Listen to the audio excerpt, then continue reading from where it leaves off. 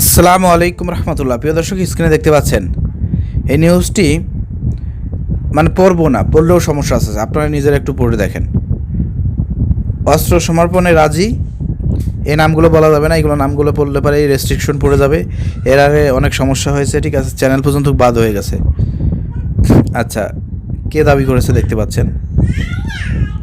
আচ্ছা, যুগান্তকারী পদক্ষেপ, আরেকজন বলছে যুগান্তকারী পদক্ষেপ। এখন বাংলাদেশে যারা বড় বড় জ্ঞানী আছেন, বিভিন্ন সময় আপনারা মুসলমানদের পক্ষ নিয়েছেন, পক্ষ নেবেন, স্বাভাবিক ব্যাপার।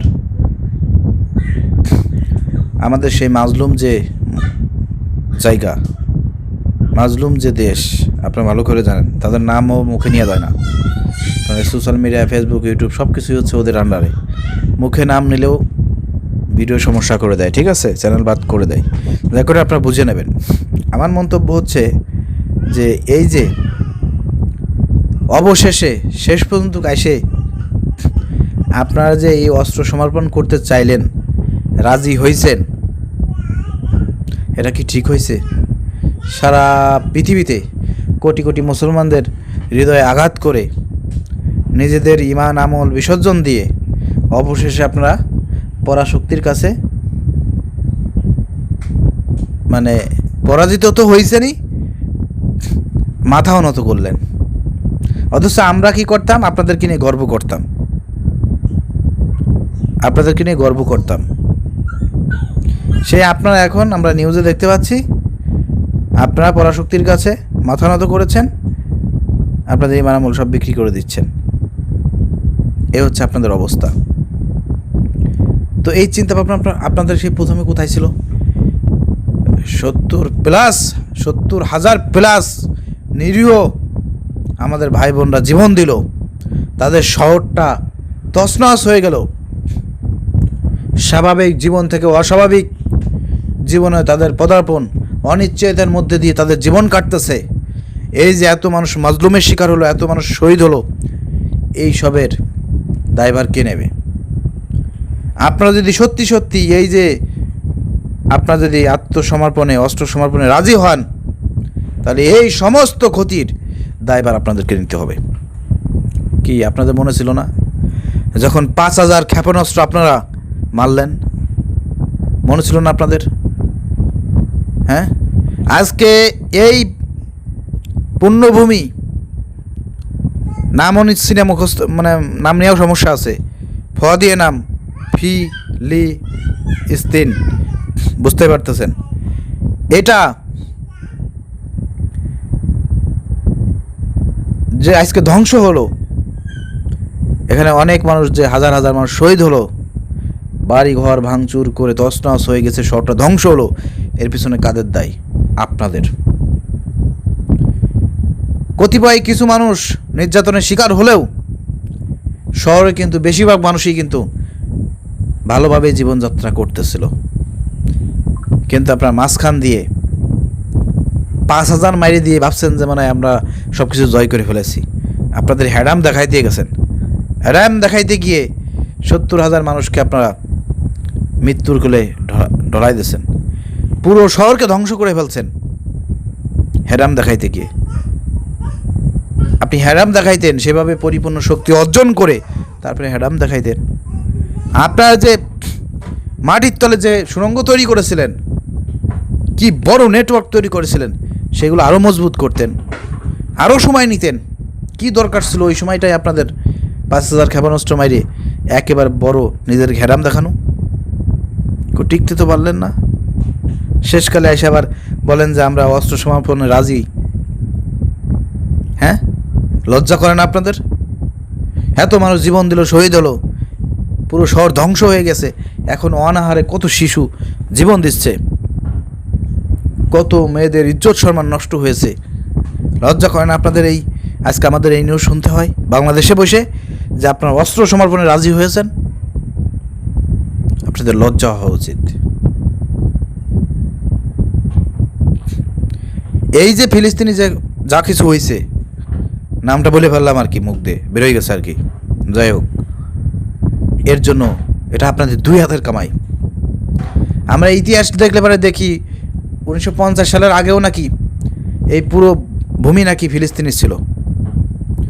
ওই গোষ্ঠী নাকি এখানে অল্প কিছু লোক আইছিল, তাদেরকে নাকি আপনারাই নাকি থাকার জায়গা দিছিলেন।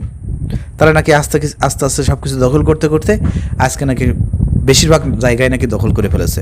আমার প্রশ্ন হলো, যাদেরকে আপনারা জায়গা দিলেন তারা কিভাবে ছোট ছোট করে করে এই জমিগুলো দখল করলো? তারা দখল করলে আর আপনারা চেয়ে চেয়ে দেখলেন? আপনারা তখন কী করছিলেন? ঘাস কাটতেছিলেন? আপনারা ঘোড়ার ঘাস কাটতেছিলেন যে আপনাদের চোখের সামনে যাদেরকে আপনারা এখানে ঠাঁই দিলেন তারা আপনাদের জমিগুলো আস্তে আস্তে করে দখল করলো, আর আপনারা কি ঘোড়ার ঘাস কাটছেন? তো ধ্বংস আপনাদের হবে নাকি আরেকজনের হবে? হ্যাঁ, ধ্বংস কি আপনাদের হবে নাকি আরেকজনের হবে বলেন? আপনারা খালি বলেন যে এই জমি আমাদের ছিল, আমাদের জমি ছিল, আমাদের দেশ ছিল, তারা নিয়ে গেছে। আর ভাই নিলো কিভাবে? যুদ্ধ করে নিছে। তো সংখ্যায় তো আপনারা বেশি ছিলেন প্রথমে, তারা তো অল্প কিছু লোক ছিল, তাদেরকে তো আপনারা সহযোগিতা করেছেন। তো কেন ঠেকাইতে পারেন না আপনারা? কেন ঠেকাইতে পারেন নাই? আপনারা ঠেকান নাই, আপনারা আনন্দ আয়েসে জীবনযাপন করেছেন। ওই দিক দিয়ে ওরা ষড়যন্ত্র করেছে, জমি দখল করেছে, আপনারা চুপ ছিলেন।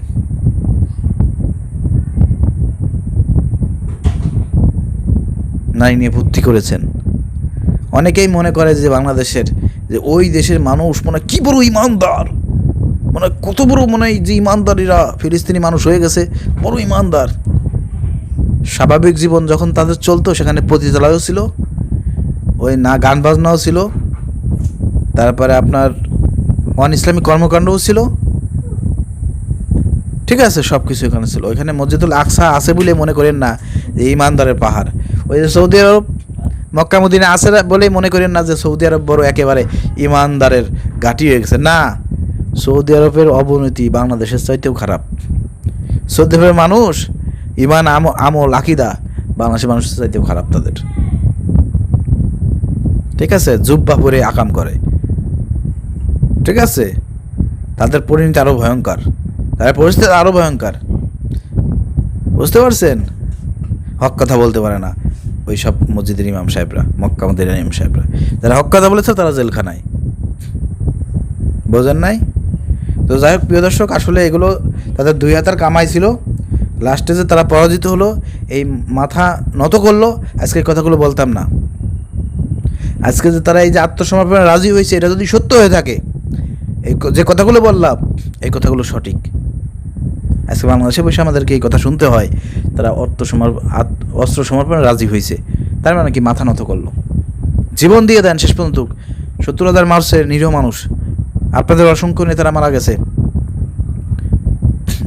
আপনারও জীবন দিয়ে চলে যান আল্লাহ রাস্তায় এই দুনিয়া থেকে। কিন্তু হ্যাঁ, আপনারা ভুল করেছেন, হেরাম দেখাইতে গেছেন 5,000 মাইরে, কে তারপরে তো আর একটাও মারতে পারলেন না, হেরাম দেখাইতে গেছেন। আপনার কে বলছে? আপনার শক্তি না থাকলে আপনার কে বলছে আপনাকে এইভাবে প্রতিরোধ গড়ে তুলতে? কে বলছে? শক্তি সামর্থ্যের উপর নির্ভর করবে আপনার প্রতিরোধ। হাত থাকলে হাত দিয়ে করো প্রতিরোধ, মুখ থাকলে মুখ দিয়ে, আর কিছুই না থাকলে পরে তখন মনে মনে পরিকল্পনা করতে হবে, এভাবেই করতে হবে। আপনার নাই, আপনি হেরাম দেখাইতে গেছেন, হেরাম দেখাইতে গিয়ে পুরো দেশটাকে ধ্বংস করে ফেললেন আপনারা। লাস্টে এসে আবার বলতেছেন আমরা রাজি, অস্ত্র সমর্পণে আমরা রাজি। আর এই নিউজ আমাদেরকে এখানে বসে শুনতে হচ্ছে, এই জন্য আমি ক্ষোভটা প্রকাশ করলাম। দোষ তো আপনাদের, এটা আপনাদের দুই হাতের কামাই, যার কারণে আজকে আপনাদের পরিণতি এটা। বাংলাদেশে যারা দেখতেছেন আমার ভিডিও, যারা শুনলেন, একটু বিবেক বুদ্ধি দিয়ে চিন্তা করবেন যে শামীম ভাই কথাগুলো কেন বললো, কী কারণে বললো। এই কথাগুলো নিয়ে একটু গবেষণা করবেন, একটু চিন্তা করবেন যে সত্য বললো, সঠিক বললো, নাকি শুধুমাত্র আমরা মুসলমান বলে মুসলমানের পক্ষে, মানে যাই করুক তাই সঠিক বলে বলে গা ভাসায় দেবো আমরা। না, গা ভাসা, আমাদেরকে এই জায়গা থেকে আমাদেরকে শিক্ষা নিতে হবে। এই একটা ঘটনা থেকে আমাদেরকে শিক্ষা নিতে হবে, পরিবর্তিতে আরও তো অনেক কিছু ঘটবে, তাই না? আমাদের শিক্ষা নেওয়া দরকার আছে না? আমরা যেখানে ফেল করলাম, আমাদের শিক্ষা নেওয়া দরকার আছে না? শিক্ষা কি? আমার শক্তি অর্জন না করা পর্যন্ত আমার হেরাম দেখান যাবে না। হেরাম দেখাইতে গেলে পারে আপনি শেষ। আজকে যদি এই হ্যারামটা না দেখাইতো, আজকে ইরাক কী হতো জানেন? বিশ্বের ভিতরে একটা শক্তিশালী একটা নেটওয়ার্ক তারা তৈরি করতে পারতো, আরও ভালো অবস্থানে তারা যাইতে পারতো। হ্যারাম দেখাইতে গিয়ে কিন্তু শেষ হয়েছে। আশা করি বুঝতে পেরেছেন প্রিয় দর্শক। যারা জ্ঞান বুদ্ধিমান আছেন তারা আসলেই বুঝতে পেরেছেন আমার কথা, আর যারা মনে কষ্ট পেয়েছেন, দুঃখ পেয়েছেন, তাদের কাছে আমি দুঃখিত। ভুল বুঝবেন না, বোঝার চেষ্টা করবেন। ধন্যবাদ। আসসালামু আলাইকুম রহমতুল্লাহ।